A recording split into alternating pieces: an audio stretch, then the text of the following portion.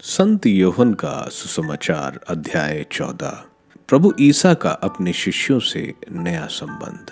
तुम्हारा जी घबराए नहीं, ईश्वर में विश्वास करो और मुझ में भी विश्वास करो। मेरा पिता के यहाँ बहुत से निवास स्थान है।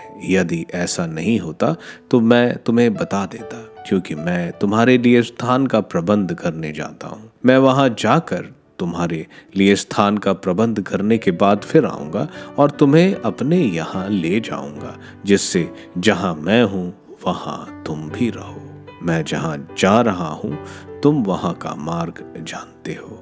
थॉमस ने उनसे कहा, प्रभु, हम यह भी नहीं जानते कि आप कहाँ जा रहे हैं, तो वहां का मार्ग कैसे जान सकते हैं?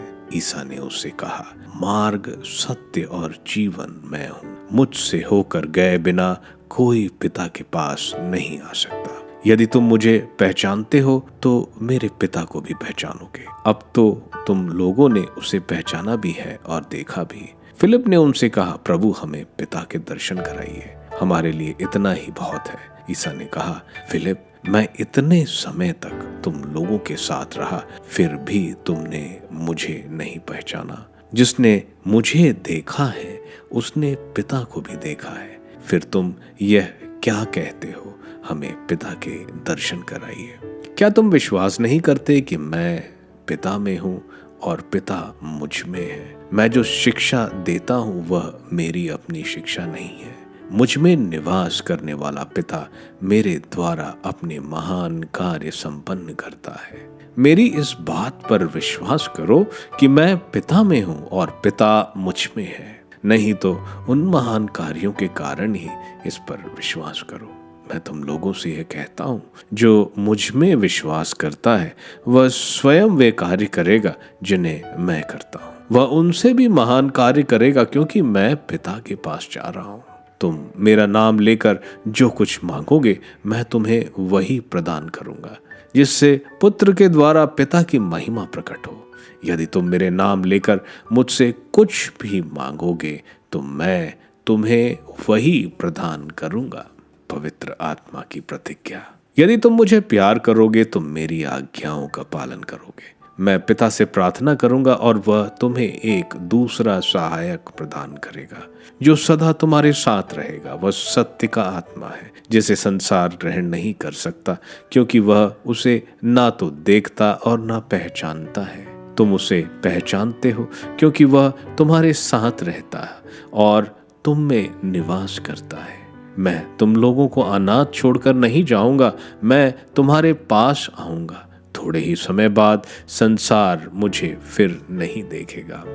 तुम मुझे देखोगे, क्योंकि मैं जीवित रहूंगा और तुम भी जीवित रहोगे। उस दिन तुम जान जाओगे कि मैं पिता में हूं और तुम मुझ में हो और मैं तुम में। जो मेरी आज्ञाएं जानता और उनका पालन करता है वही मुझे प्यार करता है, और जो मुझे प्यार करता है उसे मेरा पिता प्यार करेगा, और उसे मैं भी प्यार करूंगा और उस पर अपने को प्रकट करूंगा। यूदस ने, इस्करियोती ने नहीं, उनसे कहा, प्रभु, आप हम पर अपने को प्रकट करेंगे, संसार पे नहीं। इसका कारण क्या है? ईसा ने उसे उत्तर दिया, यदि कोई मुझे प्यार करेगा तो वह मेरी शिक्षा पर चलेगा।